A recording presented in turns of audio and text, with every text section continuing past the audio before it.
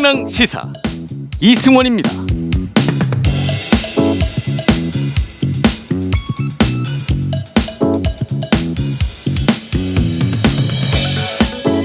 일본이 후쿠시마 원자력발전소 오염수를 방류하기로 결정했습니다. 여기까지만 해도 이미 황당하고 화가 나는 일이죠. 그런데요, 특별한 조연이 곧장 등장했습니다. 바로 미국 바이든 정부입니다. 국무부 대변인은 성명을 발표했는데요. 이런 말을 하네요. 어려운 상황에서 일본은 여러 선택과 효과를 따져보고 투명하게 결정했다. 이렇게 얘기를 하면서 일본의 손을 공개적으로 들어줬습니다. 그런데 이것도 모자랐다고 생각을 했는지 토니 블링컨 국무장관은 트위터에 지지 입장을 따로 표명했습니다. 일본에 감사하다 이런 표현까지 나왔다고 하죠. 오바마 정부 8년을 지켜본 많은 전문가들은요, 오바마의 그림자였던 바이든이 일본에 밀착할 것을 우려해 왔습니다. 바이든 정부가 출범한 지 이제 3개월밖에 안 됐는데요. 벌써부터 본격적인 시작인 것 같습니다. 안녕하세요. 명랑시사 이승원입니다.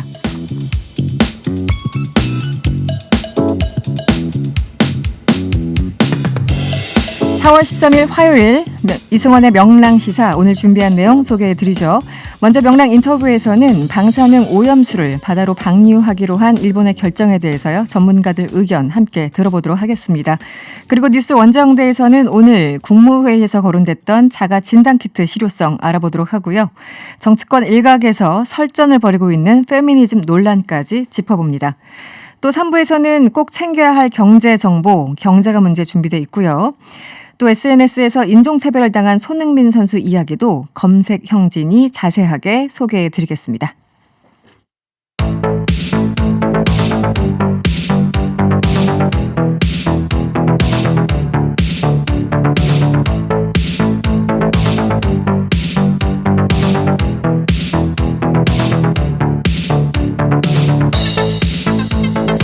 네, 오늘 일본이 후쿠시마 원전 사고로 발생한 125만 톤의 방사능 물질 오염수를 2년 후 바다에 방출하기로 결국은 결정했습니다. 주변국들이 강하게 반발하고 우리 정부도 즉각 강력한 유감을 표명했는데요. 오늘 어떤 문제가 있는지 전문가들에게 직접 들어보도록 하겠습니다. 오늘 스튜디오에 두 분 나와주셨어요. 먼저 송기호 변호사 그리고 원자력 안전과 미래 이정윤 대표 오셨습니다. 어서 오세요. 네, 안녕하세요. 네, 안녕하세요. 네. 결국은 이런 결정을 하네요. 너무 황당하다는 느낌밖에 안 드는데 염치도 없다 뭐 이런 생각도 드는데요. 송기호 변호사님은 계속 이제 이 문제 지적을 해오셨잖아요. 오늘 일본 결정 간단하게 좀 설명을 해주시겠어요? 네, 지금 제가 가지고 있는 게 일본 수상관제에서 오늘 발표한 발표문인데 간단하게 네. 말씀드리면 자기들이 안전성을 확보해서 해양 방출하는 것이 현실적이라고 판단한다. 이런 기본 방침을 오늘 결정한다. 이런 내용이죠. 네. 이게 사실은 그 주변국들 우리를 포함해서 주변국들뿐만 아니라 이 내국인들, 그러니까 일본 사람들도 일각에서 반대하는 이런 결정인데 결국은 이런 결정을 내렸어요. 어떻게 보셨습니까, 대표님? 예, 일단 후쿠시마 원전 사고로 인해서 엄청난 방사능이 지금 지구를 지금 오염시켰지 않습니까? 이미 그렇죠. 이미 오염시켰는데 이번 결정은 그 당시에는 이미 이제 사고로 어쩔 수 없이 나갔지만 네. 지금은 의도적으로 내본다는 데 대해서 좀 무책임한 처사가 아닌가 이렇게 생각합니다. 네. 대표님 먼저 이 일본이 방출하겠다라는 오염수, 뭐 본인들은 처리수 이렇게 돌려서 말을 하고 있는데 결국은 이제 같은 얘기지 않습니까? 이게 어떤 오염수가 이제 방출하겠다라는 건지 좀 구체적으로 설명을 좀 해주시죠. 예, 원자로에 보면 해결료가 네. 녹아서 바닥으로 떨어진 코리움이라고 이제 데브리라고 하기도 하고 해결료가 녹은 덩어리가 원자로 하부에 떨어져 있습니다. 네네. 그놈이 계속 열을 내기 때문에 지하 용출수가 그것을 냉각을 시키고 있어요. 근데 그 용출수가 양이 많기 때문에 네. 계속 오버됩니다. 그럼 그놈을 이제 순환시키면서 네. 끄집어내서 알프스라는 다액종 제거 설비가 있어요. 그걸 통해서 제거를 한 다음에 오염 제거를 한 다음에 그거를 탱크 안에 네. 저장을 해놓고 있는 거죠. 지금. 네. 그래서 네. 그것은 꾸준히 발생되고 있습니다. 이것을 125만 톤이라고 하는데 지금 일본은 더 이상 뭐 보관할 수 없다라는 그런 상황인가요? 어떻습니까? 예, 네. 지금 뭐 한계에 다다랐다. 약 130여만 톤까지 저장할 수 있다고 그러는데 그것이 2022년인가요? 네. 그때까지 뭐 다 찬다고 그러는데 그것은 좀 잘못된 얘기고요. 실제 부지가 있습니다. 더 탱크를 만들어서 저장할 수 있는 부지가 충분히 있습니다. 그런데 이렇게 얘기하는 건 경제적인 이유로 내보내려고 그러는 거죠. 네. 일본은 땅덩어리도 넓고 충분히 이것을 복원할 수 있을 것 같은데 어떤 경제적인 이유가 있다는 거죠? 예, 그 5가지인가요? 그거 두고 자체적으로 분석을 했어요. 이 오염수를 어떻게 처리할 것인가. 네네. 그래서 바다에 버릴 것인가. 공기 중으로 끓여서 기화시킬 것인가. 네네. 그다음에 땅 속에 저장할 것 이런 여러 가지 다각도로 평가를 해서 네. 그중에 해양 방출하는 것이 가장 싸다. 이렇게 결론이 나는 거죠. 싸다. 그러니까 다른 방법이 없는 게 아니고 이게 결국 가장 싸기 때문에 염치불구하고 그냥 내보내겠다 이런 거네요. 쉽게 말하면. 네, 송교 변호사님, 네. 일본이 이렇게 방출하는 게 사실 이제 국제법적으로 위반 가능성이 충분히 있는 거 아니겠습니까? 그렇죠. 유엔 해양법 협약이 우리나라, 일본도 다 가입국이죠. 네. 해양 생태계라는 게 어떤 인위적인 국경이 있는 것이 아니고 하나의 단일하고 통일된 연관성이 있는 생태계이기 때문에 네. 유엔 해양법 협약은 이처럼 위험한 물질, 방사능 오염 물질을 이제 해양에 내보내는 것이 단지 그 영역이 있는 나라의 어떤 내정, 그 나라만의 문제가 아니라고 보고 있죠. 그래서 크게 보면 3가지의 어떤 기본적인 네. 국제법상 의무를 부과하고 있어요. 네. 첫 번째는 환경 영향 평가라고 해서 네. 과연 그 행위가 그런 물질이 해양 생태계에 어떤 영향을 주는지에 대한 평가를 할 의무를 부과하고 있고요. 네. 그리고 이제 주변국들에 대해서 협의하고 정보를 제공하고 그런 의무가 있고요. 물론 그 밑바닥으로는 이제 자신들의 행위가 다른 나라의 손해를 환경상의 오염을 끼쳐서는 안 된다라는 그런 일반적 어떤 환경 보존 보장 의무도 있습니다. 근데 이 3가지 영역의 의무를 저는 일본이 현 상황에서는 저는 제대로 지키고 있지 않고 있다. 왜냐하면 지금 오늘 앞으로 2년 후에 무단 방출하겠다는 걸 결정을 했지만 이 결정 과정에서 자신들이 아까 위원장이 말씀하신 네. 다액종 폐기 처리 시설을 거친 그 과정에서 어느 정도 안전성을 일본이 어떤 확보할 수 있다든지 그런 객관적인 자료를 우리에게 전해주지 않았거든요. 그래서 이런 절차부터도 유엔 해양법 위반이라고 저는 보고 있습니다. 지금 말씀하신 게 환경 영향 평가도 주변 국가의 협의 그리고 네. 다른 어떤 피해를 주지 않는가 여러 가지 이제 조건들이 있는데 하나도 맞는 게 없네요. 지금 일본이 통과한 그 케이스가 하나도 없는 거 아닙니까? 지금 이 기준에 따르면. 그렇죠. 네. 대표님 이 바다에 이제 그 오염수 그들 표현으로는 처리수를 이제 내보내겠다고 하는데 다핵종 제거 설비로 방사능 핵종을 제거했다 혹은 하겠다 말이 좀 어렵습니다. 이 아까 잠깐 언급을 해주셨지만 다핵종 제거 설비는 어떤 건가요? 알프스라는 건데요. 그 네. 여러 가지 핵종들을 한꺼번에 제거하겠다 해가지고 여러 가지 제거 시설들을 이제 여러 제거 단계를 거쳐서 제거하도록 이렇게 시설이 돼 있고 프랑스에서 처음에 이제 그걸 핵 재처리 시설에 그걸 적용을 했죠. 네. 그래서 이제 그걸 네. 도입해가지고 지금 하고 있는데 이것이 근본적으로 희가스라고 그럽니다. 삼중수소부터 네. 몇 가지 아주 독성이 큰 그런 원소들을 제거를 못합니다. 이걸 기본적으로 통과하더라도. 예, 예, 네. 예. 그래서 안전하지 않다. 다시 말씀드리면 삼중수소가 거기에 있고 또 그렇다 하더라도 또 제거하지 못한 또 많은 핵종들이 있기 때문에 지금 오염된 그 오염수다. 저희들은 그렇게 주장하고 일본은 처리했다 그래서 처리수라고 주장하지만 70% 이상이 지금 저장하고 있는 탱크에 저장하는 70% 이상이 기준치를 초과하고 있습니다. 자체적으로도. 이 이제 저도 이제 언론 기사를 읽다 보면 이 삼중수소를 가장 많이 언급을 하는데 이 삼중수소라는 거는 기본적으로 자연 소멸이 안 되는 건가요? 어떤 직접적인 어떤 피해가 있는 건가요? 지금 희석해서 내보낸다고 그러잖아요. 네네네. 그 희석해서 내보내는 40배로 희석한다는 거는 40배로 희석. 40배 농도를 희석을 시킨다는 네네. 거죠. 그래서 농도를 낮춰서 내보낸다는 건데 사실 방사능 강도가 중요하거든요.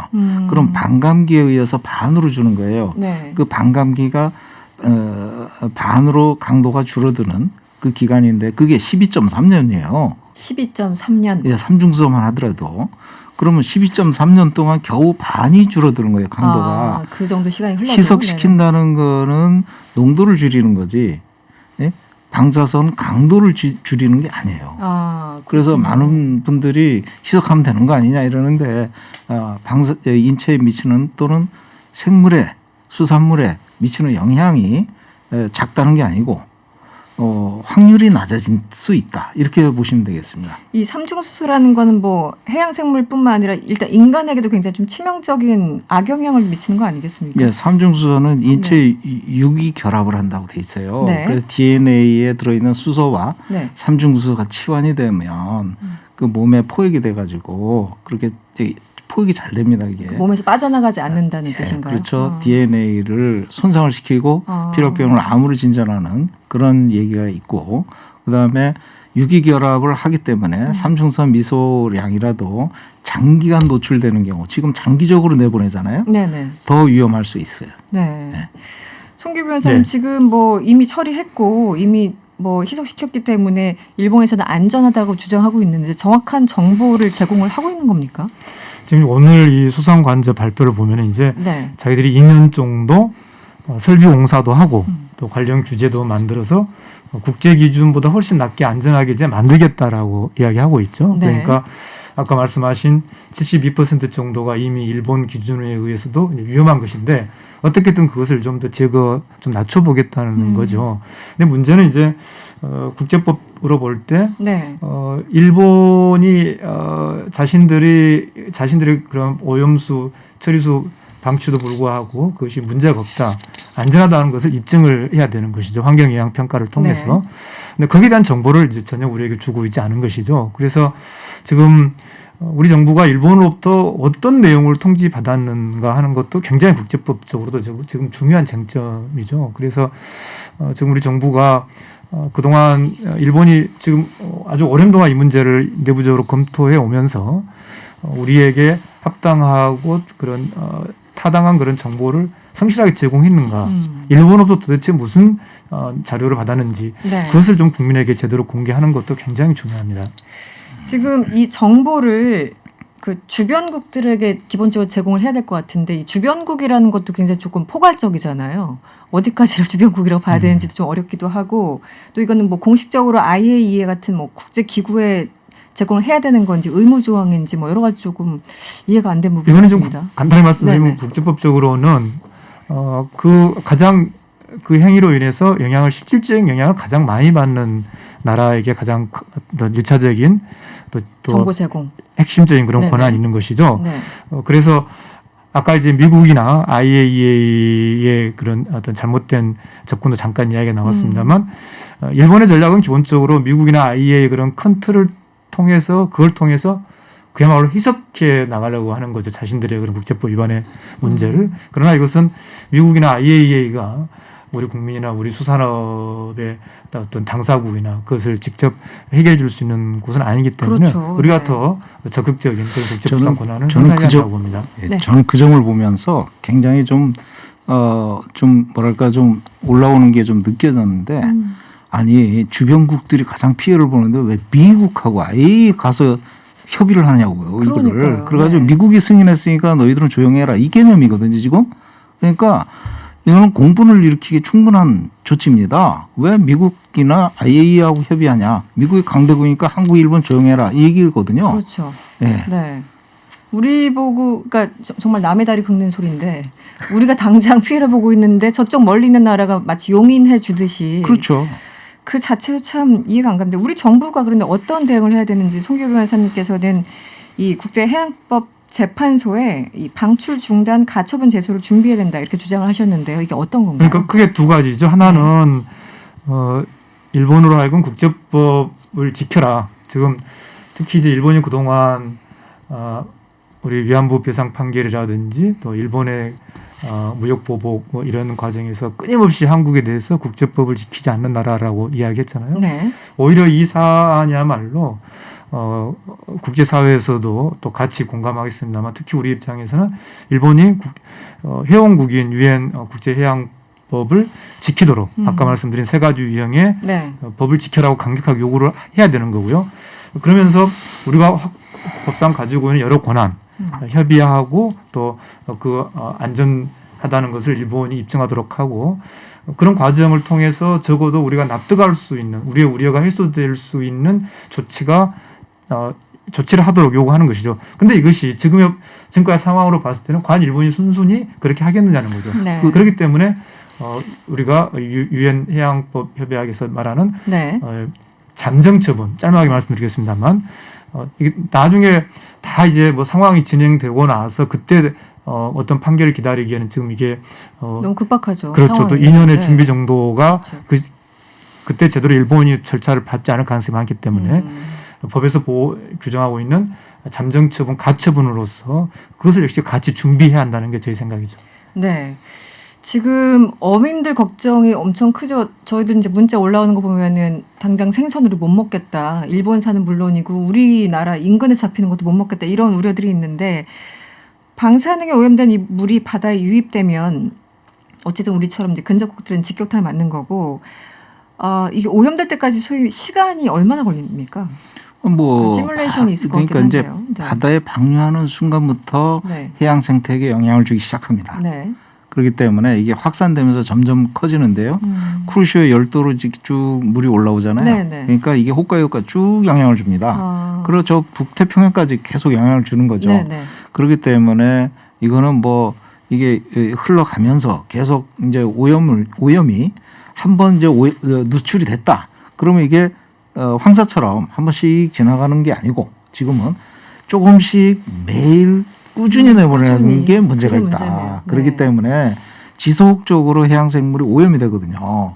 그러면 일본이 과연 우리나라한테 우리가 이거를 내보낼 테니까 해산물, 수산물, 가공식품 이런 것들을 한국에 수출 안 할 테니까 걱정하지 마라 이러겠느냐. 네, 그렇지도 않습니다. 절대로 안 그럴 것 네. 같거든요. 그러면 이게 뭐냐. 우리가 저번에 수산물 수입 금지했더니 바로 또 국제법적으로 문제 삼지 않았습니까, 일본이요? 네. 이 IAEA 제가 이제 국제 원자력 기구죠, IAEA. 여기도 미국은 당연하고 이 IAEA도 일본의 결정을 좀 지지하는 그런 분위기인데 여기에서 이런 결정을 내릴 수 있는 권한이 있는지 그리고 왜 지지 결정을 내렸는지도 좀 설명해 지금 주시죠. 미국은 네. 일본이 그동안에 꾸준히 노력하면서 설득을 해온 것 같고요. 그런 것 같아요. IAEA는 후원금을 어마어마하게 냅니다. 기부금을 일본이. 일본이. 예. 네. 그렇기 때문에 IAEA는 기본적으로 일본을 지지하는 입장이에요. IAEA가 절대로 안전한 조치를 하는 기구가 아니고 그런 중립적인 핵 사찰 기구죠. 네네. 핵 사찰 기구지 거기가 안전을 도모하는 조직이 아닙니다. 원래는. 예. 그 기구의 성격도 다시 한번 생각을 하게 되더라고요. 그렇죠. 그러니까 네. 말씀하신 것처럼 IAEA나 미국이나 다 어떤 원자력 또 핵에 의존하는 그런 프로모션 조직이라고 보면 됩니다. 그런 그렇죠. 시스템이기 때문에 네네. 일본의 논리는 결국은 방사능 물질이라도 희석시키면 안전하다는 것인데 그런 논리야말로 IAEA와 미국의 논리인 것이죠. 그렇죠. 그런데 강도가 줄어지지 않는다는 문제가 있는 거죠. 그런데 이게 돌고 돌아서 물론 이제 멀리 있지만 미국 사람들도 어떤 식으로든 영향을 받진 않을까요? 그 생각은 별로 안 하는 것 같아요. 미국 사람들은 네. 영향이 아주 최소화될 것 같아요. 왜냐하면 네. 멀리 있기 때문에. 예. 그리고 네. 일본 해산물을 안 사가잖아요. 그러니까 예. 우리 건강 해치는 건 뭐 모르겠고 네. 일단 일본 정치적으로 같은 편이니까 일단 지지한다 뭐 이런 입장이네요. 좀 쉽게 얘기하면. 외교적인 그 기능이 작용한 거 아닌가 이런 생각이 좀 듭니다. 이 첸주 67번님도 문자 주셨는데 앞으로 생선 못 먹을 것 같아요. 걱정돼서 먹을 수가 없어요. 이런 문자 거기에 주셨고. 대해서 한 네. 말씀 드리겠는데요. 네네. 우리가 일본 수산 식품, 가공식품을 수입하지 않겠다라고 얘기를 해야 돼요. 그래야 우리 어민들을 살릴 수 있습니다. 그렇죠. 네. 네. 변호사님은 이미 후쿠시마산 이 수산물 수입 금지 소송에 승소한 경험이 있으시잖아요. 2019년이었는데요. 그 당시 우리는 어떤 논리로 이겼던 건가요? 제가 승소한 것은 아니고 네네. 우리나라가 그렇죠. 승소했고 그걸 이제 조금 조언해 준 정도였는데요. 네. 그때 이제 우리가 1심에서는 패소했지만 2심에서 승소한 가장 결정적인 논거가 이제 일본의 해양 생태계와 우리의 해양 생태계가 놓여 있는 처해 있는 환경이 다르다. 즉 후쿠시마 그 원전 사고로 인해서 두 나라 생태계가 가지고 있는 어떤 위험성이 다르다는 것이었죠. 네. 거기에 대해서 일본은 이제 일본에서 일본 바다나 한국 바다나 거기서 나오는 수산물 물고기만 비교하면 수치가 크게 틀리지 않기 때문에 네. 우리 조치가 위법하다고 했지만 WTO는 수산 생태계 자체를 주목한 것이죠. 근데 문제는 이제 이번 사건 일본의 이번에 오염수 방출이 국제적으로 합리화돼 버린다면 어떤 문제가 있냐면 결국은 희석해서 바다로 내보내면 안전하다는 논리가 성립해 버린다면 결국은 일본 수산 생태계도 괜찮다는 거잖아요. 네네. 그렇게 되면은 WTO 우리가 승소해서 지금 일본 8개 네. 지방자치단체 수산물 수입 금지하고 있는 그런 기본 논리, 네. 일본 수산 생태계에 어떤 위험성이 있고 그것에 대해서 한국의 조치가 필요하다는 그런 기본 논리가 굉장히 흔들릴 수 있기 때문에 이번 조치에 대해서 저는 우리 정부가 단지 어떤 유감 정도를 넘어서서 네. 현 상황에서 우리는 우리의 우려가 해결되지 않은 상황에서는 일본의 방출을 절대 용납할 수 없다라는 좀 더 단호한 그런 대응이 필요하다고 생각합니다. 어쨌든 일본은 계속 소위 말하는 작업을 해왔던 거잖아요. 미국을 우리 편으로 만들기 위해서 또 국제기구를 우리 편으로 만들기 위해서 우리 정부는 무엇을 해왔는지 그것도 사실은 조금 걱정된 부분이 있습니다. 좀 무기력하다는 느낌도 들고요. 네. 문제는 이제 1차적으로는 일본의 영역 안에서 발생한 일이기 때문에 네, 네. 더 근본적인 문제는 일본에 있는 것이죠. 그렇죠. 왜냐하면 일본이 네, 관련된 가장 기초적인 정보조차 주지 않고 일방적으로 진행하고 있기 때문에 적어도 저는 일본으로 하여금 국제법을 지키라고 하고 이 국제해양재판소의 제소를 통해서 저는 이 문제를 좀 적극적으로 해결하는 것이 필요하다고 생각합니다. 이게 한국이 가장 직격탄을 이제 거리가 워낙 가까우니 그렇지만 중국도 그렇고요. 사실 이 뭐 동남아까지 좀 확장해서 본다면 국가들이 연대해서 같이 제소할 수 있는 방법도 있나요? 그럴 수도 있죠. 네. 네. 우리만 따로 하는 게 아니라. 결국은 이제 앞으로 이 일본이 자신들이 말하는 2년 동안 네. 그런 설비도 갖추고 뭐 이렇게 어떻게 안전기준을 낮추겠다라고 했는데 거기에 대해서 얼마나 과학적이고 객관적인 그런 안전성을 일본이 제대로 담보해낼 것이냐 그리고 그것이 투명하게 검증될 것이냐 지금 아까 벌써 뭐 미국에서 투명성 이야기를 했습니다만 네네. 지금 당장 가장 영향을 많이 받고 있는 우리나라에 대해서는 전혀 투명하지 않잖아요. 그렇죠. 네. 이후의 과정이 결국은 앞으로 우리의 국제법적 대응을 준비하는 데 굉장히 중요한 시기라고 지켜야 될 거라고 생각합니다. 알겠습니다. 뭐 마무리할 시간 됐는데요. 이정윤 대표님 한 말씀 해주시죠. 네. 예, 일본은 가깝고 먼 나라라고 하는 것이 이번에 또 나타났습니다. 그렇죠. 네. 가장 가까운 나라인데도 가장 먼 미국하고만 얘기하고 네. 그다음에 돈을 많이 내서 마음대로 좌지우지 할 수 있을 것 같은 IAEA하고만 얘기하고 이웃을 대하는 태도가 안 좋다. 그래서 굉장히 실망적이고 우리는 그것을 계속 꾸준히 요구를 해야 될 것 같아요. 네네, 그렇죠. 아니 네. 바로 우리가 이런 영향을 받는데 일본 수산물 우리가 어떻게 먹으라는 거냐. 당신네들은 그 얘기할 자격이 없다. 네네. 그러면 돈이 없어서 지금 버리는 거잖아요. 그러면 우리가 지어줄 수도 있다. 후원해 줄 수도 있다. 네. 예, 그렇게 얘기를 하면서 우리가 좀 적극적으로 좀 나가야 되겠다. 뭐 이런 거는 언제든지 좀 얘기를 해야 될 것 같습니다. 국제사회에서 좀 외교전도 필요한 것 같아요. 유엔이 됐든 뭐가 됐든 이 나라가 얼마나 부도덕하게 주변국들에게 해를 미쳐가면서 이런 행동을 하고 있는지에 대해서 송 변호사님께 말씀하신 그 국제해양법 재판소 있잖아요. 네. 그거 제소하는 거 굉장히 중요하다고 봅니다. 왜냐하면 국제적으로 이걸 좀 시끄럽게 만드는 효과가 있고 그러니까요. 일본이 그걸 굉장히 싫어하거든요. 그렇죠. 더구나 이게 단순히 일본이 정말로 어떤 안전설비 최소한의 그런 안전성도 담보하지 못한 채 내보낸다면 그거는 정말 국제적인 범죄 행위일 수 있거든요. 네. 그런 점도 강하게 부각해야 한다고 생각합니다. 국제적인 범죄 행위다. 네, 오늘은 여기까지 듣겠습니다. 지금까지 이정윤 대표 그리고 송기호 변호사와 함께했습니다. 오늘 고맙습니다. 네, 감사합니다. 감사합니다.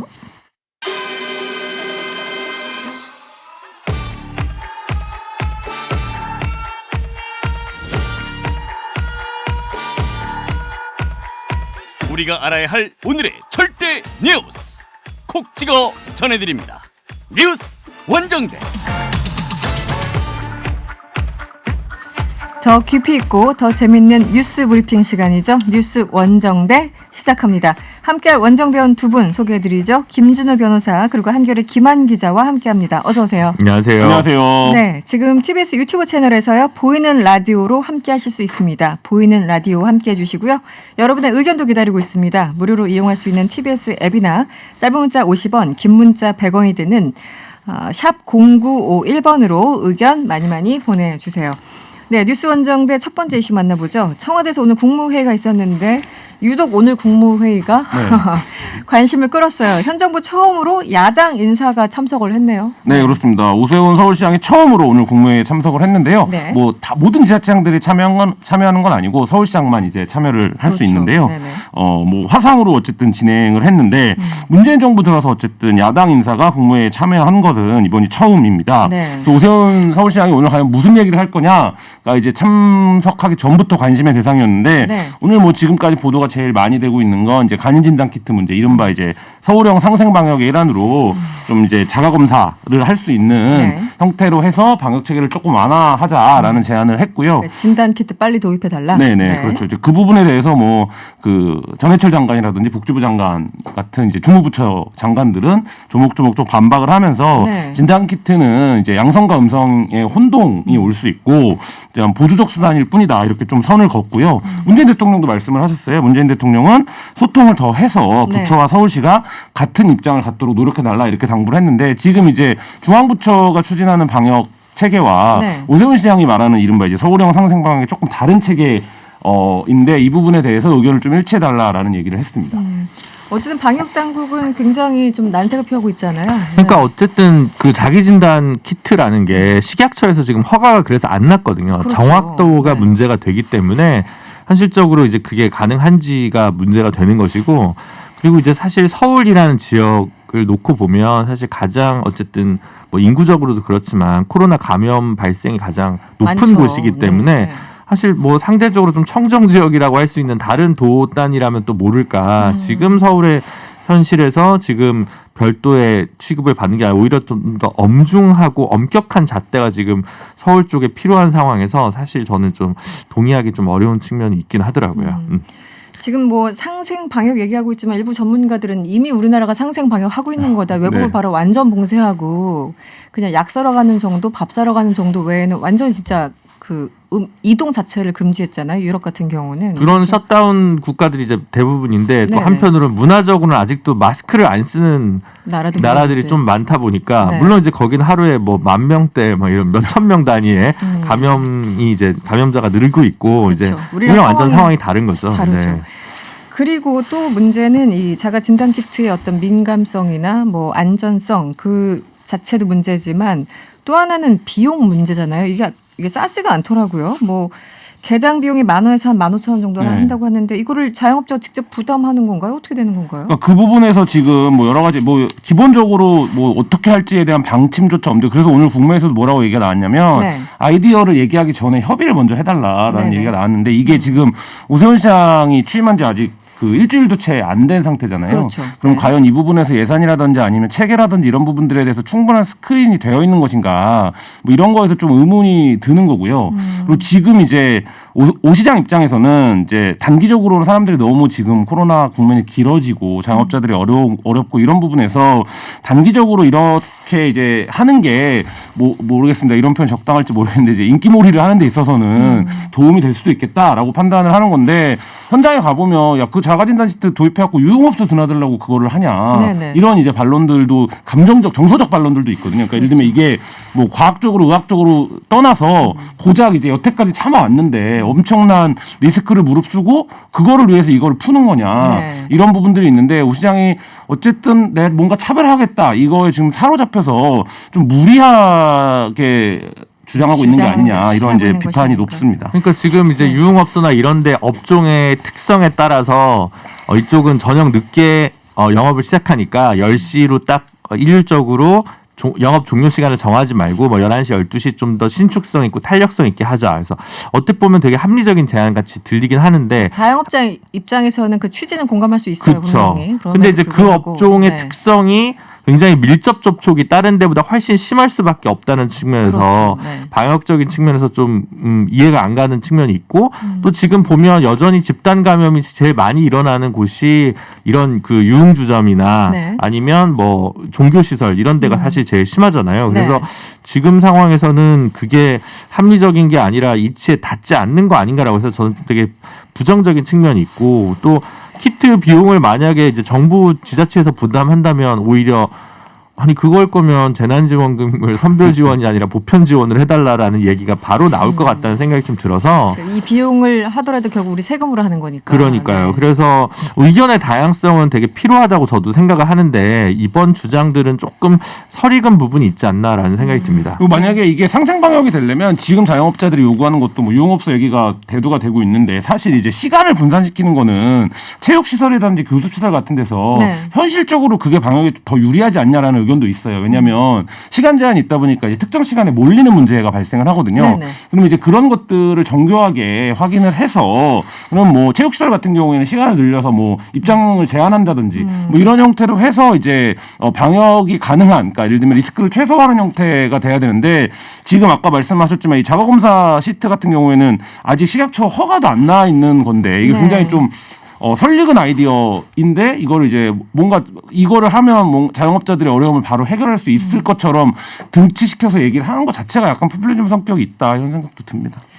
그리고 어차피 뭐 저도 마찬가지지만 이제 그 시간 되면은 적당히 뭐 식사도 하고 술 한 잔씩 하고 이렇게 들어가는 경우가 많을 텐데 그때 엄격하게 이 검사를 하고 30분 뒤에 확인하고 그렇게 들어갈 수 있는 사람이 현실적으로 얼마나 될 것인지 여기에 대해서 좀 따져봐야 될 부분이 있습니다. 그나저나 이것과 별개로 더불어민주당 신현영 의원이죠. 저희들도 몇 번 인터뷰를 네. 했고 또 의사 출신이십니다. 이 서울형 상생 방역 그러니까 오세훈 시장의 이 아이디어에 대해서 좀 긍정적인 평가를 내놓고 있어요. 어떤 상황인가요?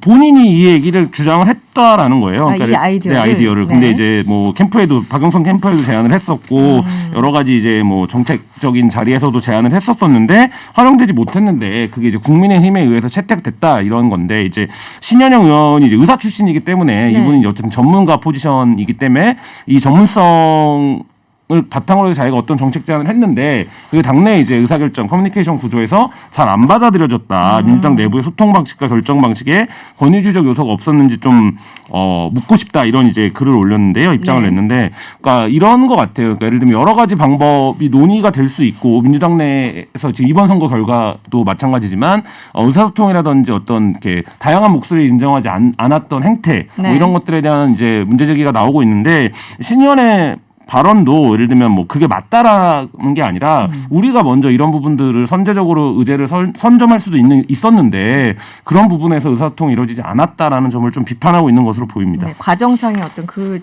부분에 더 방점을 좀 찍혀 있는 것 같다. 근데 그런 건 있을 네. 수 있겠어요. 공연업계 같은 경우도 공연 특성에 따라서 좀 다르게 어떤 거 완전 금지하고 어떤 건 일부 허용해가지고 공연업계도 되게 불만이 좀 많거든요. 그렇죠. 그래서 네. 사실 지금 조금 더 뭐 섬세한 접근이 필요하다. 여기까지는 좀 동의할 수 있을 것 같은데 네. 어쨌든 그 유흥주점 쪽은 네. 곤란하지 않겠냐라고 생각이 듭니다. 알겠습니다. 지금 또 서울시 상생 방역 이 화두 속에서 일부 보수 단체가 집회 허용해달라 이런 얘기도 하고 있습니까? 네, 지금 대한민국 이건 좀 읽겠습니다. 네네. 대한민국 자유시민 총연합. 사실 총연합인데 제가 잘 모르는 단체여가지고요. 네, 네. 네, 12일 날 광화문 광장을 국민에게 기자회견을 열고 오 시장을 향해 도심구역 집회 제한을 풀어달라고 촉구를 했다고 합니다. 그래서 이 단체가 지난해 광화문 집회를 주도했던 이제 시민단체들의 연합체라고 하는데요. 뭐 계속 이제 이쪽에서는 이른바 이제 태극기 부대라고 불리우는 네네. 이제 일련의 흐름들에서는 도심 집회를 계속 해야 된다라고 이제 얘기를 하고 있는데 이제 보수 계열의 서울시장이 당선이 되니까 다시 이 부분과 관련해서 목소리를 높인 것이라고 할 수 있겠죠. 알겠습니다. 뭐 각종 목소리들이 터져 나오고 있네요. 알겠습니다. 여기까지 하고요. 다음 이슈 만나보죠. 국민의힘 이준석 전 최고위원 뭐 페미니즘을 두고 뭐 연일 설전을 이어간다고 하는데 뭐 페미니즘에 대해서 이준석 전 의원 생각은 뭔가요? 모르겠습니다. 뭐 예를 들면 지금 이제 선거 결과를 두고 굉장히 퇴행적인 논쟁이 네. 의도적으로 발발시킨 건지 아니면 이번 선거 결과에 따라서 붙은 건지는 모르겠는데 지금 뭐 이준석 최고위원이 계속 이 이슈를 만들고 있는데 뭐 페이스북에 페미니즘의 계몽 사상이니까 그냥 외우라는 주문까지 나온다 이렇게 얘기를 하면서 자신의 이제 반페미니즘 행보를 저격한 신문 칼럼을 공유하면서 페미니즘에 대한 지적을 흑인에 대한 잘못된 선입견으로 비유하는 것은 어떤 경박함인지 따로 지적하지도 않겠다라고 얘기를 하면서 앞서서 진중권 교수랑 페북에서 좀 논쟁을 설전이 했었어요. 좀 있었죠. 네, 그래서 차라리 이제 진중권 교수가 그립다 자기를 비판했던 네. 이런 이제 글을 올렸는데 뭐 이준석 그 국민의힘 전 최고위원이 이번 선거에서 이제 2030 남성들이 국민의힘에 득표하는데 캠페인을 하는데 상당한 이제 뭐 효과적인 전략을 썼다. 뭐 이런 평가까지는 동의할 수 있는데 이준석 최고위원이 이게 이제 자기의 마치 정치적 자산이라도 되는 것처럼 네. 이들이 이제 말하자면 민주당 정부의 페미니즘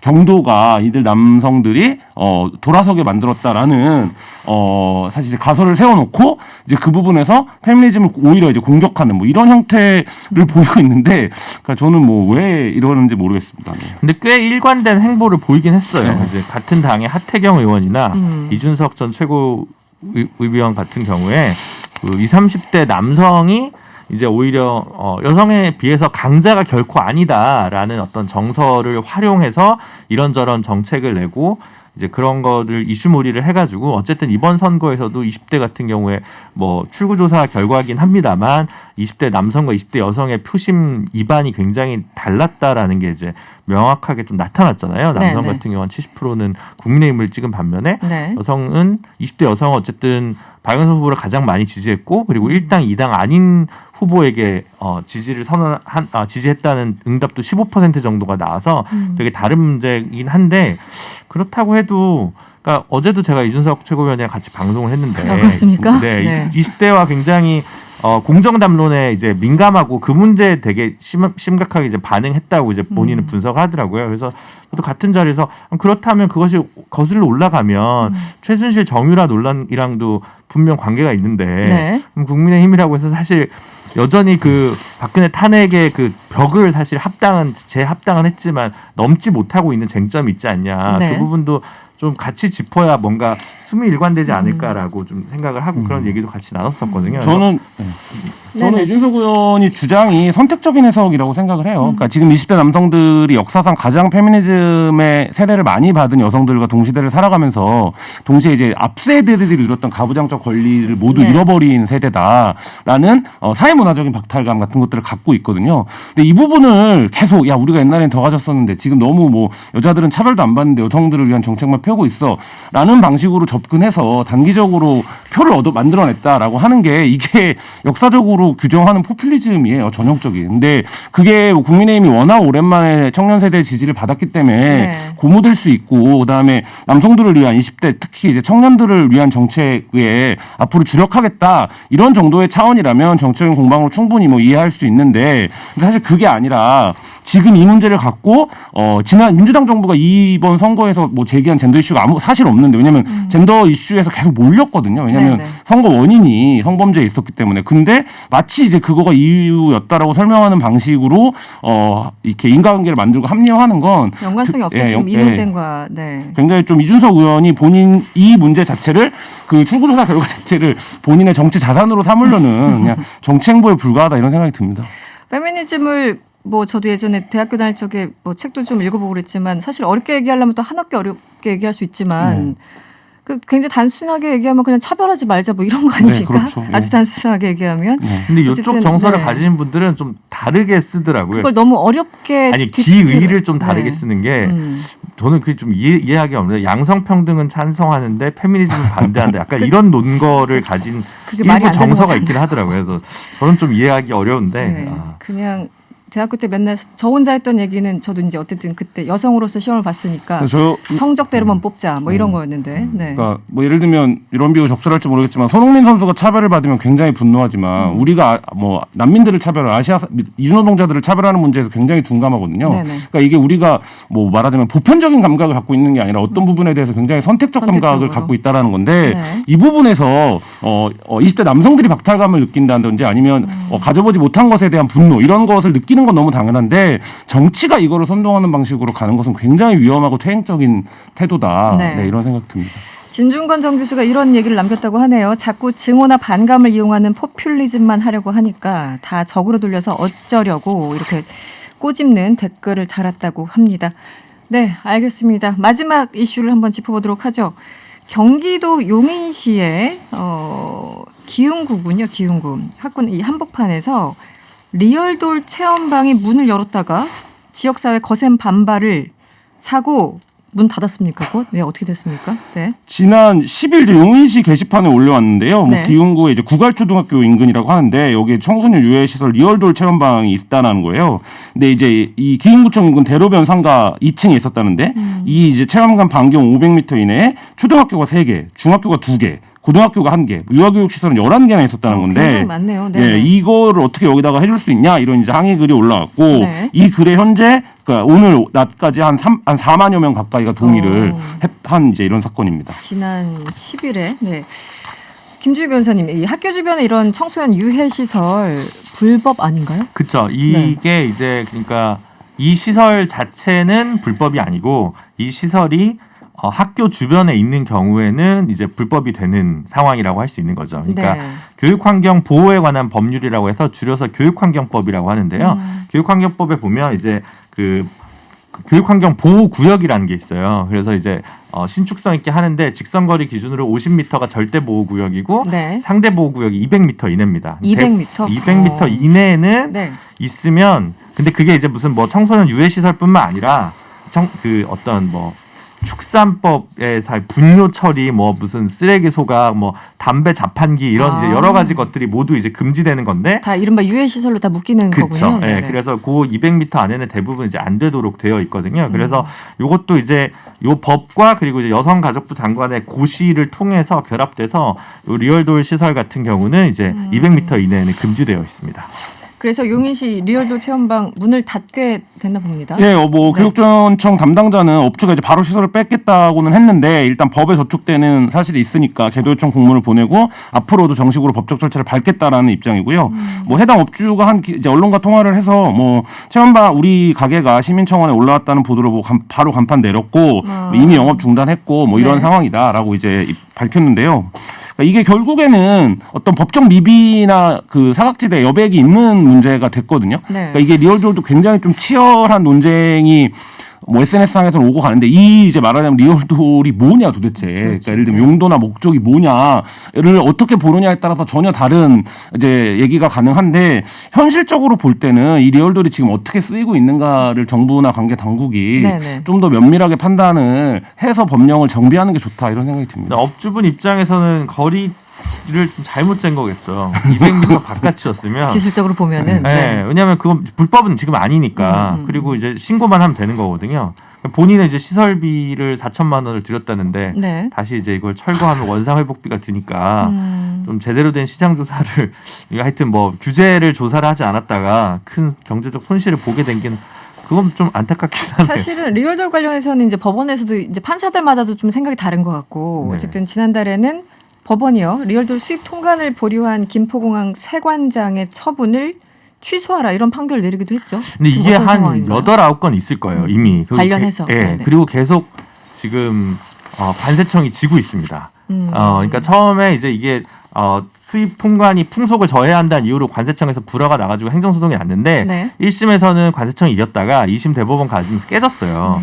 그래서 이게 이제 근데 이제 그러면 그 건에 대한 것만 이제 진 거기 때문에 그 다음에는 보통은 그 다음 건 비슷한 건이 들어오면 다 이제 관세 허가를 내줍니다. 그러니까 통관 허가를 내주는데 네네. 이게 이제 사회문화적 압력을 받다 보니까 관세청에서 계속 불허를 하고 있거든요. 그렇군요. 그러다 보니까 이제 이게 소송을 하는 업체, 그러니까 이 수입을 하는 업체에서는 네. 계속 이제 그때마다 소송으로 대응을 하고 있는데 다만 이게 이제 지금 규제가 요거는 이제 관세법에 의해서 이런 규제를 하는 것이고 그 메이드 인 코리아는 지금 규제 대상이 아닙니다. 그렇군요. 그래서 국내 네. 업체에서 이게 생산하는 업체가 실제로 존재하고 네. 수출도 하는 것으로 알려져 있습니다. 수출까지? 네. 네. 알겠습니다. 자유의 여진상님, 여진상님. 네. 술 먹는 사람들 행복하려고 그 힘든 시간을 버틴 게 아닙니다. 황당하네요. 이런 의견을 함께 주셨습니다. 네, 뉴스 원정대 여기서 마무리를 해야 되겠네요. 지금까지 김준우 변호사 그리고 김한 기자와 함께했습니다. 오늘 고맙습니다. 네, 감사합니다. 고맙습니다. 네, 잠시 후에는 손흥민 선수 소식 알아보고요. 고란 기자와 함께하는 경제가 문제도 준비되어 있습니다. 잠시 후 3부에 뵙겠습니다.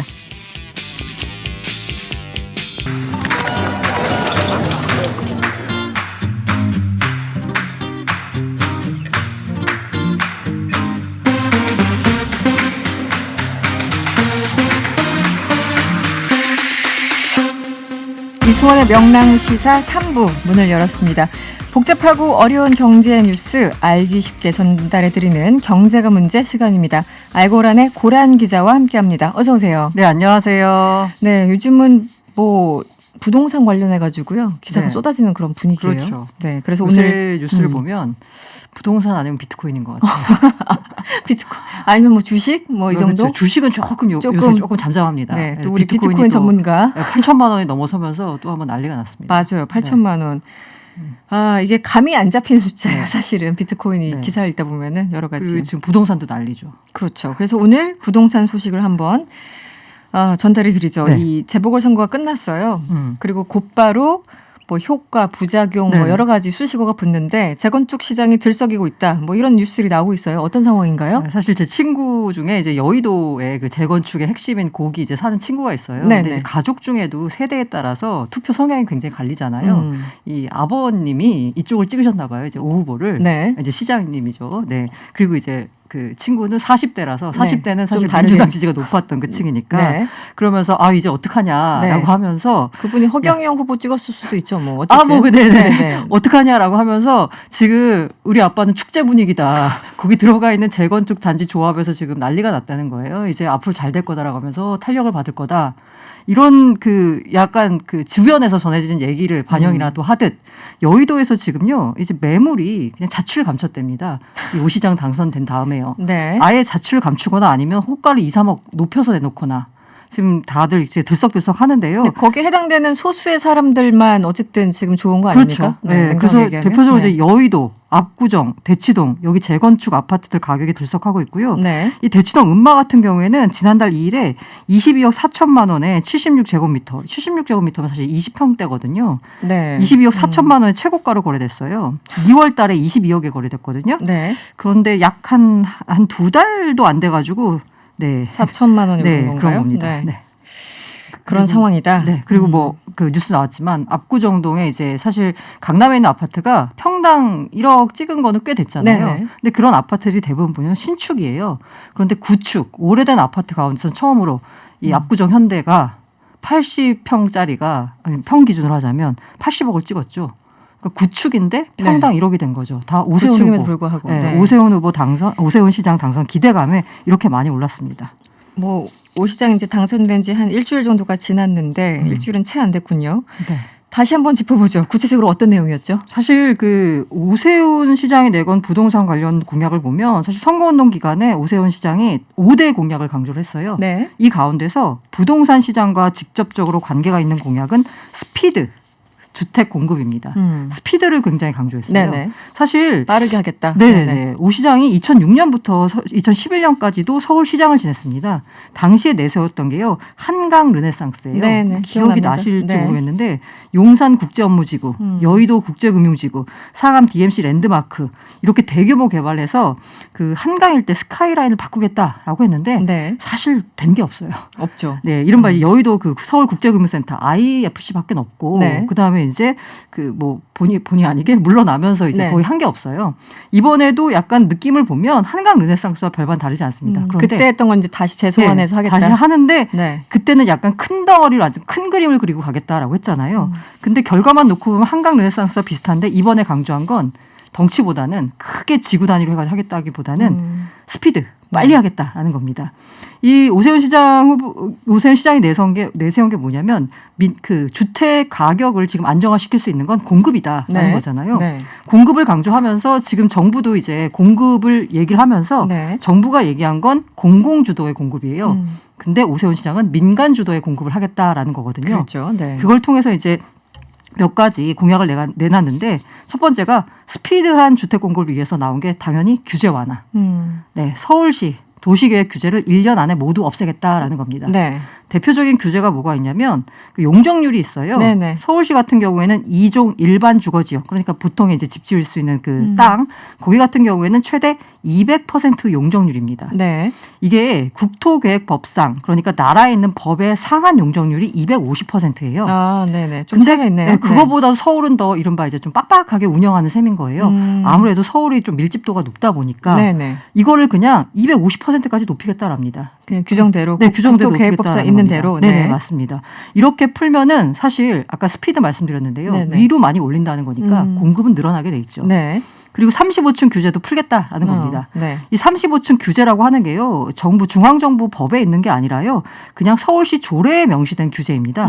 서울시 내부에만 존재하는 방침이거든요. 네. 근데 이 35층 규제 때문에 사실 그 압구정이나 잠실, 성수 이쪽의 재개발, 재건축이 조금 지지부진했어요. 네, 네. 이 조합 측에서는 35층 이상으로 올리겠다 하고 서울시는 이제 안 된다라고 하면서 네. 사실상 거의 스톱이 된 상태였는데 어쨌든 위로 쭉쭉 올리는 네. 것을 이제 실현토록 하겠다고 하니까 이제 네. 민간 재건축 조합에서 박수를 치면서 그래 우리 그럼 높여서 가겠다 이제 이렇게 호응할 수 있는 거죠. 네. 두 번째가 말씀드린 대로 재개발 재건축의 정상화입니다. 네. 이걸 통해서 18만 5천 가구를 공급하겠다라는 거거든요. 이게 구체적으로 정비사업 구역 지정 기준을 완화하겠다라는 거거든요. 매년 2가구씩 추가로 구역을 지정하면요. 5년 동안 10만 가구를 공급할 수 있습니다. 네. 현재 서울시에서 보면요. 재개발은 2015년 이후 재건축은 2018년부터 신규 구역 지정이 중단된 상황입니다. 네. 재개발은 15년부터. 네, 이게 왜 그러냐면 이 주거 정비 지수제라는 게 있어요. 네. 이걸 폐지하겠다는 게 이제 오 시장의 핵심 공약인데 이 정비 지수제라는 건 뭐냐면 그 약간 주거를 정비할 수 있는 그 지수를 항목별로 이제 점수를 매깁니다. 그 점수를 매겨가지고 이 종합적으로 약간 합쳐요. 네. 그래서 예를 들어서 기준이 80점이다. 그럼 80점이 안 되면 재개발 재건축을 그냥 지정을 안 해주는 겁니다. 아, 그 그런데 점수대로. 네. 아까 그 기준이요. 너무 약간 조금 좀 너무 빡빡하다. 빡빡해요. 그러다 보니까 아까 제가 재개발은 2015년, 재건축은 2018년부터 신규 지정이 안 됐다라고 했잖아요. 네네. 요 기준 저- 넘어서는 데가 맞아요. 없었군요. 정비 네. 지수제 때문에 그런 건데 이걸 아예 없애버리겠다라는 겁니다. 아예 없어요? 네네. 뭐 완화도 아니고. 네. 네. 이렇게 해가지고 노후 주거의 이제 신규 구역 지정을 이제 활성화하면 연간 7천 가구씩 5년간 3만 5천 가구를 공급할 수 있다라는 겁니다. 네. 그리고 이제 그 소형 재건축 사업인 모아주택 사업을 도입하겠다라는 건데요. 네, 이건 어떤 거죠? 이게 뭐냐면 도시명 타운하우스예요, 모아주택이. 네. 이걸 통해서 이제 목표는 3만 가구를 공급하겠다라는 건데 이게 아주 되게 뭐 굉장히 막 큰 지역으로 막 대규모로 개발하는 게 아니고요. 네. 대충 한 토지를 갖고 있는 한 4명, 한 6명 이웃가가 네. 모여가지고 아, 좀 소규모로. 네, 완전히. 각자 이제 네. 각자 집이 있을 거 아니에요. 네네. 근데 얘가 좀 오래됐어. 그래서 이게 같이 힘을 모아가지고 그래서 모아주택이에요. 아, 힘을 모아서 신청을 합니다. 네. 그러면 그 서울시가 용적률 등 인센티브를 더 more 그래서 모합니다. 더 준다. 용적률도 높이고. 네. 네. 그래서 이제 그 뭔가 주거 정비를 하겠다라는 이 소규모 재건축 사업이 모아주택인데 네. 이걸 도입하겠다라고 얘기했고요. 이 마지막으로 장기 전세 주택인데 주변 시세 80% 이하로 무주택자가 최장 20년까지 살 수 있는 주택입니다. 네. 상생주택 7만 가구를 공급하겠다라는 건데요. 이게 일단 서울 시내에 있는 그 민간 소유 토지를 빌립니다. 네. 토지 임대료를 지불하고서 SH공사가 이제 지어가지고 공급하는 민간 토지 임차형 공공주택인데 제가 아까 숫자를 쫙 말씀드렸잖아요. 네네. 이걸 다 합치면 5년간 36만 가구를 공급할 수 있습니다. 그렇게 해서 36만. 네. 그러니까 지금 말씀하신 재건축 재개발 숫자 한 18만 5천 가구 하고 모아주택하고 3만 상상주택하고 하다 보니까 네. 더하니까 36만 이 가구. 숫자가 나온다. 네네. 그렇군요. 그 오세훈 서울시장이 이제 첫 주택 현장 이제 방문 많이 하잖아요. 네네. 보통 취임하고 나면 어디 가장 먼저 가는지가 굉장히 좀 상징적인데 대단지 아파트 대신 나홀로 7층 아파트를 골랐다고 하는데 이거는 어떤 그 메시지일까요? 사실 이번에 부동산 선거였잖아요. 부동산 선거. 그러니까 당연히 뭐 재개발, 재건축 이런 대규모 단지를 가지 않겠냐라고 했는데 네. 오세훈 시장도 의식했어요. 자기가 당선되면서 여기 집값이 너무 꿈틀거린다. 네. 그래서 택한 곳이 나홀로 7층 아파트인데 이거 아까 제가 말씀드린 모아주택 있잖아요. 아, 그렇군요. 이게 지금 네. 오세훈 시장이 만든 그 말은 모아주택인데 이 그 미니 재건축으로 불리는 이미 지금 현재 시행하고 있는 가로주택 정비 사업이라고 있습니다. 네. 이게 약간 모아주택하고 개념이 비슷해요. 약간 기존에 있는 걸 이제 합쳐가지고 네. 이제 좀 더 뭔가 좀 번듯하게 새로 짓는 요 소규모 미니 재건축 사업인데 네. 요거 단지가 성내동에 있거든요. 아. 그래서 이제 가려고 했는데 네. 뭐 어떻게 못 갔어요. 이게 못 뭐냐면 갔어요? 네. 네, 이게 담당 부서에서 확진자 한 명 나오면서 아, 네, 차질이 빚어져가지고 뭐 다행히 그 뭐 서울시 입장은 오 시장은 확진자나 밀접 접촉자가 가까이 한 적이 없다라고 합니다. 네, 어쨌든 이제 잠정적으로 연기가 됐고요. 이 말씀드린 대로 가로주택 정비 사업은 약간 모아주택과 약간 비슷하기 때문에 오 시장 입장에서는 좀 그 신속하게 할 수 있다. 네, 맞아요. 대규모 재건축 재개발 단지 집값 들썩인 거 좀 여러 의식하는 반면 자신의 부동산 정책과도 맥이 닿는 곳이라서 이곳을 택했다라고 볼 수 있을 것 같습니다. 네. 뭐 부동산 엄청나게 올라서 그 혼내주기 위해서 지금 야당을 찍었다. 뭐 기본적으로 평가가 그런데 당선된 이후에 집값이 천정부지를 솟고 있다. 이건 어떻게 되는 겁니까 그러면은? 이게 앞뒤가 좀안 일단은 맞는. 오 시장이 이제 TV 토론에서부터 네. 이쪽을 이제 자극하는 그런 말들을 굉장히 많이 했어요. 예를 들면 노원구 상계동, 양천구 목동이 안전진단을 지연시켜서 재건축이 늦어지고 있다. 강남구 압구정동, 영등포구 여의도동은 재정비 결정교실을 지연시키는 중이다. 마음만 먹으면 도시기획위원회 열어서 규제를 풀어줄 수 있다라고 네. 아예 그냥 그렇게 얘기를 해버린 거예요. 네. 그러니까 재건축 단지나 재개발 단지가 들썩들썩 하는 건데 이에 대해서도 시장의 평가가 좀 갈려요. 어쨌든 이렇게 나오면서 아니 부동산 시장 안정화를 공급을 늘려서 안정화를 하겠다고 하는데 네. 결과적으로는 지금 단기적으로 나타난 건 집값이 오히려 더 들썩이고 있거든요. 그런데 이에 대해서 또 긍정적으로 보는 사람은 네. 어쨌든 장기적인 집값 안정을 위해서는 단기적인 가격 불안은 좀 감수해야 되는 거 아니냐라는 얘기를 하는 사람도 있어요. 공급이 늘어날 거니까 좀 장기적으로 보자 이런 네, 의견이라는 맞습니다. 거군요. 네네. 네. 알겠습니다. 그래도 지금 나오는 기사들 물론 이제 호가긴 하겠지만 굉장히 숫자들이 믿을 수 없는 숫자들이 나와가지고 알겠습니다. 마찬가지로 재보궐선거를 치렀죠. 부산 상황은 어떻습니까? 야, 부산도 난리가 났어요. 난리가 났어요. 네. 네. 해운대구에 있는 그냥 위치는 굉장히 좋은데 집이 네. 오래된 그 재건축 아파트가 이 전용 면적이 84제곱미터니까 대충 한 30평대잖아요. 지난달 18일에 부산이거든요. 네. 제가 부산이라고 좀 약간 표방하는 건 아닌데 오래된 아파트고 30평대인데 17억에 거래가 됐어요. 17억이요? 네. 이게 직전 실거래가가 7억 6,500만 원이었거든요. 쭉 거래가 안 되다가 9억 4,400만 원이 올라서 17억에 거래가 됐어요. 지난달 18일에. 실제 거래가 된 네네. 호가가 실거래가. 아니라 실거래가가 네. 지난달 18일이면 사실 부산 같은 경우에는 뭐 그 서울도 약간 그렇지만 박형준 시장 네네. 당선이 굉장히 좀 유력하던 상황이었잖아요. 그렇죠. 처음부터 앞서 그래서 아무래도 이제 네네. 재건축이 이제 될 거다 본격적으로. 네네. 근데 아까 제가 말씀드린 여기 입지가 바다가 보이고 좋거든요. 그러다 보니까 거래가 이루어졌고 그 거래 실거래가도 17억 원에 이루어지는 정말 경이로운 가격이 경이로운 나왔습니다. 숫자가 네네. 나왔네요. 지금 네. 이것뿐만이 아니라 부산에 있는 재건축 단지들요 서울만큼 다 오르고 만큼이나 있다고. 들썩거리는. 네네. 그러니까 뭐 1, 2억 정도는 그냥 기본으로 오르는 이런 상황이 됐네요. 이게 지금 부산 얘기입니다. 다시 서울로 와보죠. 오 시장 이번 임기가 1년 3개월 정도잖아요. 물론 이제 다들 모든 여야 할 거 없이 모두 후보들이 5년 할 거야라고 하면서 공약들을 발표를 했죠. 그런데 실질적으로는 일단은 1년 3개월. 현실적으로 뭐 가능할지 어디까지 가능할 건지도 궁금하고 가장 먼저 35층 이 충수 제한 규제 이거 풀리나요?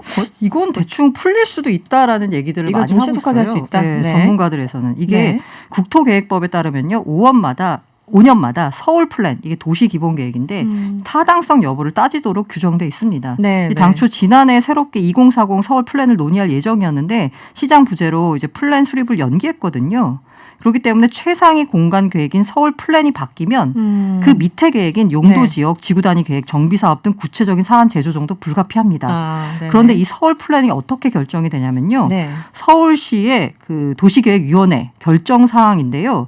그럼 그 위원을 누가 임명을 하느냐? 시장이 임명을 합니다. 네, 전체 그러니까. 다 임명하나요? 네네. 시장이? 행정 이 부시장 등 공무원을 포함해서 도시계획, 건축, 경관 등 각계 전문가와 시의원으로 이루어지는데 아, 네네. 물론 시의원이 좀 약간 민주당 쪽이 있긴 하지만 네. 어쨌든 위원들 전문가 위원들을 대부분을 다 시장이 임명할 수 있기 때문에 오 시장 권한으로 충분히 해결이 가능하지 않을까. 네. 물론 통과 과정에서 잡음은 있을 수 있습니다. 네네. 그런데 아마 이거는 이제 가능하지 않을까라는 이제 전문가들 분석이고요. 네. 도시를 거치면 어쨌든 그 서울 플랜, 그러니까 소위 말하는 상위법이 바뀌면 네네네. 하위법은 바뀔 수 네네네. 있기 때문에 35층 층수 제한 규제 풀릴 가능성이 매우 높다 이렇게 음. 전망을 해주셨고 용적률 완화는 어때요? 요거는 쉽지 않습니다. 이거 쉽지 않습니까? 그러니까 왜 그렇습니까? 이거는 조례로 규정하는 도시계획 사항이거든요. 아, 서울시의회 아까 말씀드린 여당이 지금 장악하고 있거든요. 저 의회는 그렇죠. 네. 네네. 그래서 지금 오 시장도 처음에 이제 의회를 찾아가지고 뭐 협조를 당부하는 이런 그랬죠. 모습을 보이긴 했는데 네. 이게 과연 협조를 해줄지 그건 또 이제 별개 문제라서요. 알겠습니다. 뭐 재건축 재개발 얘기를 많이 하셨고 뭐 기대감이라는 표현도 쓰고 있는데 이 규제 완화될 가능성은 어떻게 봐야 될까요? 이거야말로 쉽지 않습니다. 아 그런가요? 네. 재건축 재개발 규제를 완화를 하려면 재건축 재개발의 이제 첫 번째 관문이 뭐냐면 안전 진단이에요. 아 그렇죠. 네네. 네. 근데 이제 대부분 지금 재개발 재건축이 스톱된 단지를 보면 멈춘 단계를 보면 안전 진단을 통과를 못 했어요. 저는 이것도 좀 웃긴데 네. 우리 안전 진단 드디어 통과했습니다. 이런 이제 뭐 플래카드 붙고 맞아요. 다니는데 저도 봤어요. 그거는 네. 다시 말하면 그 집이 그만큼 위험하다는 얘기잖아요. 맞아요. 근데 그 통과했습니다 하면서 여의도 어디 지나가다가 네. 엄청나게 큰 플랜카드를 저도 확인을 했습니다. 네. 근데 이게 지금 정부가 지난 몇 년간 안전진단 통과 기준을 강화했어요. 아, 그래서 그러니까 특히 이제 재개발 재건축 잘 못하게. 네, 맞아요. 이제 그거 못하게 막았다기보다는 네. 사실 잠깐 그렇게 쓸만한 아파트를 왜 굳이 빨리빨리 그렇죠, 허무느냐 그렇죠. 뭐 예. 이렇게. 사실 네. 뭐 저기 프랑스나 외국에 가면 100년 된 아파트도 그렇죠. 많잖아요. 네네. 네. 이 정부가 특히 2차 안전진단을 적정성 검토를 정부 산하 공공기관인 한국건설기술연구원, 국토관리원이 참여한 현장 검증을 의무화했습니다. 네. 최근에도 보면은 목동 11단지, 지난해 9월에 탈락한 목동 9단지 이게 다 요 안전진단, 2차 안전진단 단계에서 모두 고배를 마셨거든요. 네. 안전진단 통과 여부는 사실 정부가 좌우합니다. 네네. 그렇기 때문에 오 시장이 할 수 있는 일이 많지 않아요. 근데 첫 번째 관문부터 막히기 때문에 네네. 뭐 그러네요. 재건축, 재개발 뭐 쉽지 않을 것 같고요. 네. 더군다나 민간 택지 분양가 상한제, 재건축 초과이익 환수제 이거는 건드리기가 더 쉽지가 않죠. 이건 더 힘들 것 네, 같은데요. 맞습니다. 네네. 이거는 이게 그 일단은 충수나 용적률 규제를 풀어도 이 분상제나 제초안 이거는 다 이른바 이제 국회에서 다 네네. 다뤄야 되는 문제거든요. 네. 네. 이거 서울시장이 이거는 단독으로 할 수 있는 일이 그렇죠. 아니죠. 공시 가격에 대해서도 굉장히 문제 제기를 하고 있잖아요. 맞아요. 이 부분은 어떻습니까? 이것도 많은데 이것도 역시 서울시장이 할 수 있는 방법이 별로 없어요. 네. 이거는 한국부동산원 이게 국토부 산하기관이거든요. 네. 여기서 자체 전수조사를 통해서 산정을 합니다. 이미 앞서서 이제 그 뭐 원희룡 지사나 서초구 네. 청장 등이 문제 제기를 했어요. 네, 그리고 네. 오 시장 역시 공시가격 재조사를 언급을 했습니다. 그런데 이게 문제는 뭐냐면 만약에 서울시는 그나마 괜찮아요. 네네. 근데 이걸 지자체에 넘겨줘야 된다라는 게 이제 그들의 입장인데 이 야당 쪽이라고 해야 되나요? 이제 입장인데 이 지자체별로 능력이 굉장히 달라요. 그렇죠. 서울시 네. 같은 경우에는 그나마 약간 그 이렇게 공시 가격을 좀 이렇게 조사할 수 있는 행정 능력이 되는 지자체에 해당합니다. 네네. 근데 그렇지 못한 지자체 같은 경우에는 이게 공시 가격을 지자체한테 맡긴다? 그럼 이게 정말 중구난방이 되고 게다가 기준이 왔다 갔다 할 수 있을 것 맞아요. 같아요. 여론에 따라서 공시 네네. 가격이 흔들릴 수가 있어요. 게다가 이제 그 지자체장이 여당이냐 야당이냐에 따라서 공시 가격이 달라지면 그러니까요. 진짜 어처구니 없는 일이 벌어질 수 있거든요. 네네. 그렇기 때문에 이 부동산원이 자체 전수조사하는 그 공시 가격 지금 시스템을 오 시장이 바꾼다? 이거 역시 쉽지가 않습니다. 기본적으로 더 힘들고 뭐 공시 가격 얘기해 주셨고 뭐 재건축 초과 이익 환수제 등등 얘기해 주셨고 이 재산세 세금에 대해서 이것도 안 되죠. 있잖아요. 이것도 안 더- 되죠. 이것도 더 힘들- 국가 통과해야 되는데 이걸 어떻게 건드리겠어요? 네네. 어쨌든 문제 제기를 계속 하면서 네. 어쨌든 뭐 여기에 대해서 동참하는 사람들이 분명히 있으니까 네, 여기에 대해서 맞아요. 지지하는 사람들이 분명히 있으니까 여기에 대해서 어쨌든 오 시장은 계속 얘기를 할 수밖에 없는 상황이겠네요. 다만 지금 워낙 이제 네. 그 이른바 정부나 아니면 여당 쪽에 대한 여론이 좀 안 좋은 상황이라서 요걸 좀 등에 업고 본인이 추진하는 정책을 약간 좀 밀어붙이려는 약간 이런 느낌이 있을 텐데 네. 현실적으로 오 시장이 혼자서 할 수 있는 부분은 굉장히 제한적이기 때문에 네. 오 시장의 공약이 모두 달성된다? 이거는 쉽지가 않다라는 네. 겁니다. 알겠습니다. 오늘 경제가 문제는 여기까지 듣겠습니다. 지금까지 알고란의 고란 기자와 함께했습니다. 오늘 고맙습니다. 네, 감사합니다.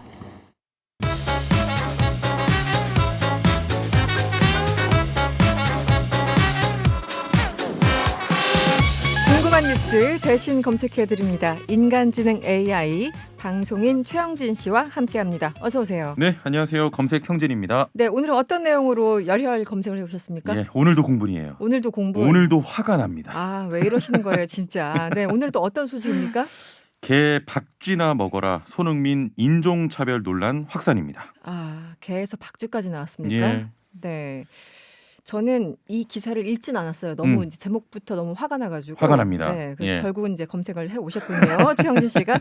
네, 영국 프리미어리그에서 뛰고 있는 손흥민 선수가 인종 차별을 당하고 있다고 하는데 지금 어떤 일이 발생한 거죠? 예, 지난 12일이었는데요. 네. 영국 런던에서 손흥민의 소속팀인 토트넘과 맨체스터 유나이티드의 31라운드 리그 경기가 열렸습니다. 네. 두 팀이 0대 0으로 팽팽히 맞서던 전반 33분에 맨유의 스콧 맥토미니의 거친 방식에 손흥민 선수가 이 쓰러진 것이 빌미가 됐어요. 네. 축구 경기 중의 일부였습니다. 그렇죠. 네. 당시 맥토미니는 손흥민과의 몸싸움을 하면서 돌파를 시도한 뒤에 같은 팀 선수인 폴 포그바에게 패스를 했고요. 네. 이어서 에딘손 카바니가 골을 넣었습니다. 음. 몸싸움 이후에 두 번의 패스 후에 네. 상대팀인 맨체스터 유나이티드가 골을 넣은 건데요. 네.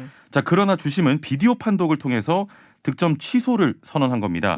자, 왜냐하면 네. 손흥민과 볼 경합을 하던 중에 이 상대팀 선수인 맥토미니가 팔꿈치로 손흥민 선수를 가격했고요. 네. 네. 손흥민 선수가 얼굴을 맞고 아. 쓰러진 겁니다. 네. 네. 이 비디오 판독 규칙에 따라서 득점에 관여되는 상황에서 반칙이 나오면 네. 골을 취소합니다. 자, 골이 취소되자 이 상대팀인 맨유의 팬들이 손흥민의 SNS에 도 넘는 인종 차별을 가한 겁니다. 손흥민 선수가 지금 피해자인 거잖아요. 그렇죠. 사실은. 네. 예. 경기 중에도 이러한 일이고 그런데 이것 때문에 이런 인종차별 발언이 나온 건가요? 그렇습니다. 네. 경기가 끝난 뒤에 일부 팬들은 손흥민 선수의 SNS에 다이빙을 멈춰라. 그러니까 좀 헐리우드 액션을 했다 이런 취지고요. 너무한다. 축구 네. 선수가 아니라 한국 드라마 배우다. 이런 등의 댓글을 달면서 분노를 표출했습니다. 네네. 여기까지는 뭐 그럴 수 있어요. 네, 팬들이니까 뭐 그렇죠. 그럴 수 있는데. 예, 예. 네. 팬들 중에 일부가 각종 욕설과 함께 인종차별을 한 건데요. DVD나 팔아라, 다이빙을 멈추고 돌아가서 고양이와 박쥐, 개나 먹어라, 쌀 먹는 사기꾼 등의 아, 인종차별성 발언을 쏟아냈습니다. 진짜. 네. 손흥민 선수는 최근 SNS에서 선수들을 향한 인종차별에 맞서는 의미로 네. 일주일간 SNS 활동을 또 중단하기도 했는데요. 오히려 피해자가 된 겁니다. 이 사람들 그냥 수준이 이 수준이군요. 그럼요. 지금 이제 워딩에서 보는 게 뭐 예. 고양이 박쥐나하고 아주 난리가 났습니다. 그렇습니다. 이 메뉴 같은 경우는 사실 박지성 선수가 있던 팀이었기 때문에 우리 국민들도 이제 많이 알고 또 뭐 정감이 가는 팀이긴 했어요. 그렇죠. 예. 그런데 이런 일이 생기니까 정이 뚝 떨어지고 그런데 인종차별을 스포츠에만 국한해서 볼 거는 아니죠 지금 상황이. 그렇죠. 네. 이 사실 축구 경기에서 인종차별은 굉장히 많습니다. 좀 안타깝습니다만 맞아요. 네네. 끊임없이 또 문제가 됐던 이슈인데 현재 영국 프로축구에서는 경기 전에 선수들이 무릎을 꿇고요. 인종차별 철폐를 위한 퍼포먼스를 하고 있습니다. 아. 이를 블랙 라이브스 매터, 즉 흑인의 목숨도 소중하다라고 하는데요. 네. 그런데도 이런 문제가 발생을 한 거예요. 그러네요. 이런 퍼포먼스를 하고 있는 도중에도. 네. 자, 전문가들은 손흥민을 향한 인종차별은 단순히 축구 경기가 아니라 최근 서양에서 확산하고 있는 아시아에 대한 혐오로 좀 보고 있는데요. 네. 이 곽대경 동국대 경찰행정학과 교수는 사회적인 분위기 또 평소에 가지고 있던 인종에 대한 잘못된 편견, 감정들이 결국 어떤 사건에 의해 촉발되는 경우가 많다며 최근 서양에서 확산하고 있는 아시아인에 대한 혐오의 불길이 번지고 있는 상황에서 손흥민 선수가 조금 미운 행동을 하니까 네. 기존에 가지고 있던 생각들이나 감정들이 표출된 것이다. 이렇게 말을 했습니다. 네. 많은 전문가들이 지금 우려를 표하고 있습니다. 지금 뭐 아시아 증오 범죄로까지 실제 이제 확산이 되고 있으니까 그렇죠. 여러 가지 좀 예. 걱정이 되는데요.